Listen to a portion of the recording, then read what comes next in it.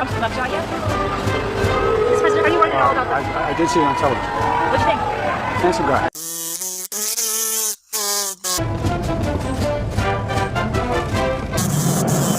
Oh, shake it.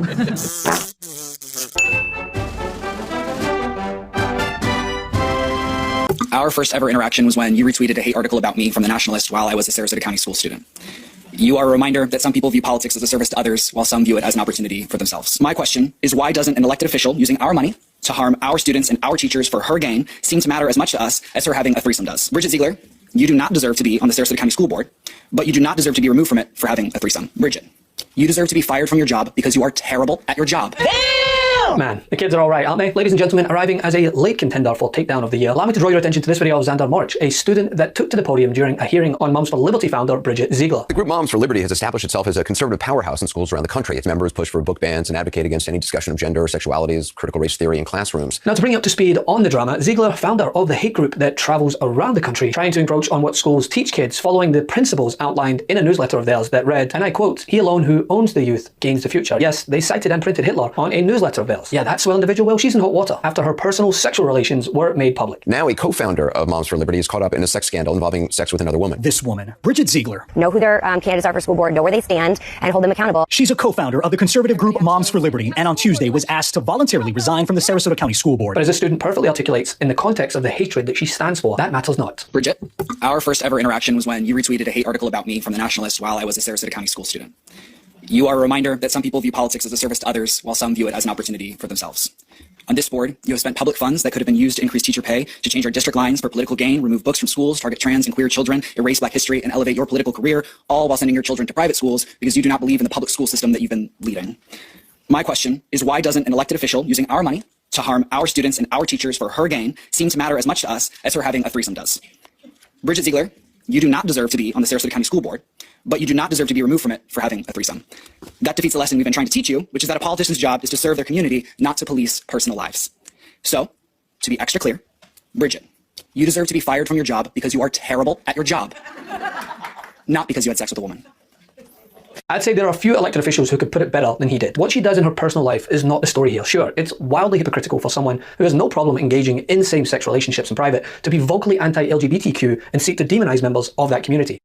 Having sex with another woman in a threesome with her husband is not the issue.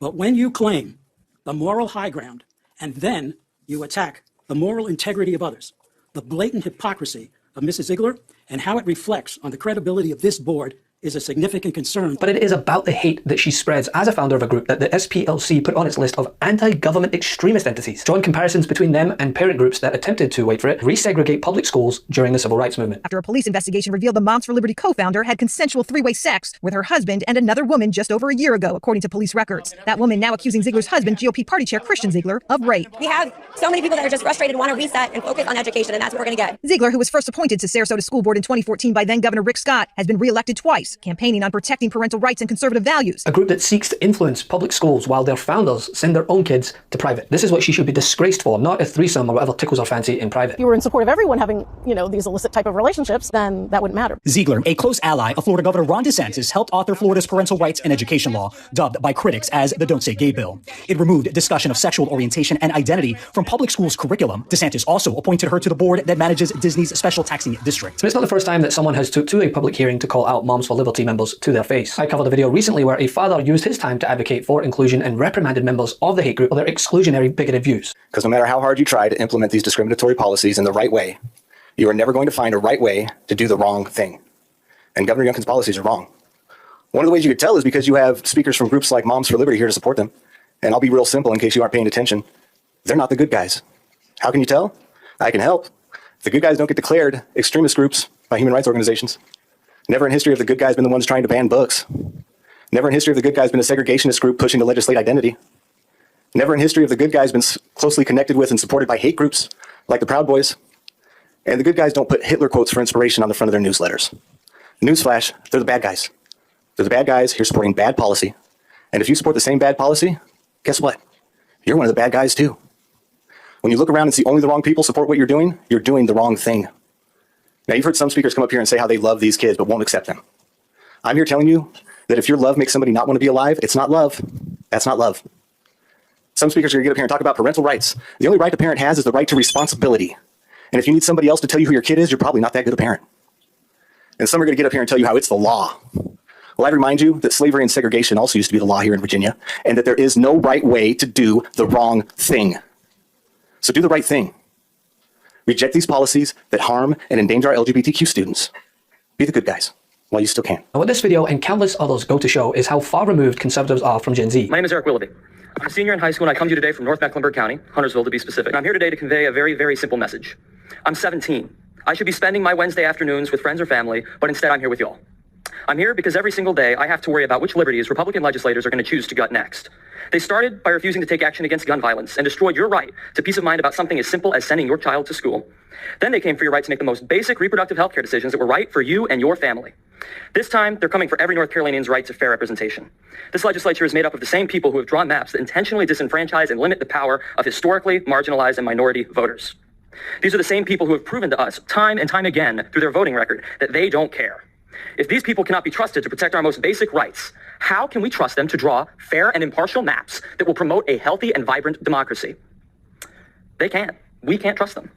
The Republicans in this committee and the others in the House and Senate don't care about democracy. They don't care about fair maps. All they care about are three simple things: re-election, power, and dollar signs. This redistricting stunt is a clear power grab by Republicans in the General Assembly. So I urge you now, watch your step.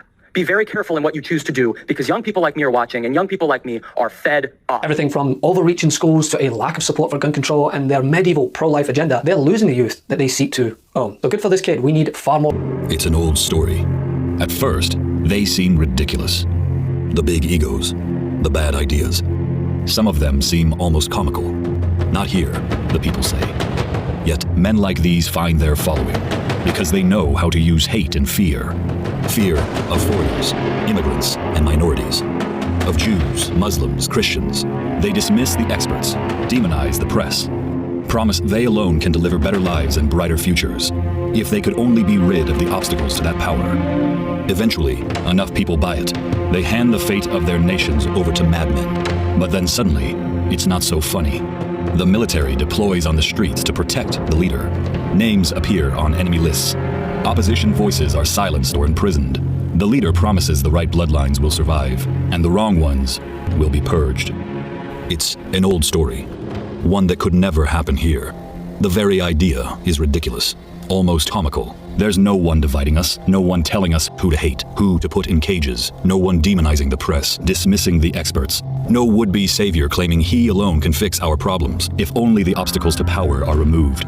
No one singling out the other, telling us what should become of them. No enemy lists, no threats of imprisonment. No one lashing out when their ego is threatened, demanding absolute loyalty and using the military to control the streets. No, it can't happen. Not here. We know too well how it begins, and it's always been up to us how it ends. I got rid of Roe v. Wade. Well, should the woman be punished for having an abortion? There has to be some form of punishment. We will root out the radical left thugs that live like vermin. You would never abuse power as retribution against anybody. Trump wrote on social media, if you go after me, I'm coming after you. He says, you're not going to be a dictator, are you? I said, no, other than day one. I am. Donald Trump really disgraced himself. But I think that he's not a very honest person. I believe that instead of making America great again, he made America hate again. I am completely against Donald Trump and everything he stands for. Anything I can do to keep him out. He did a real disservice to our country on January 6th. My conscience won't allow me to vote for him. Why did you vote for Nikki Haley? Because I think that Donald Trump is more of an existential threat. Anything but Trump. That was your priority. Is that the biggest reason you supported Nikki Haley? Yeah, actually. What do you like about Haley? What are some of the attributes that drew you to her? She's not Trump. Yes, I voted for him in 2016. I am a registered Republican, and I regretted that vote almost immediately. Is there anything Donald Trump can do to win back your vote between now and November, if he is the guy?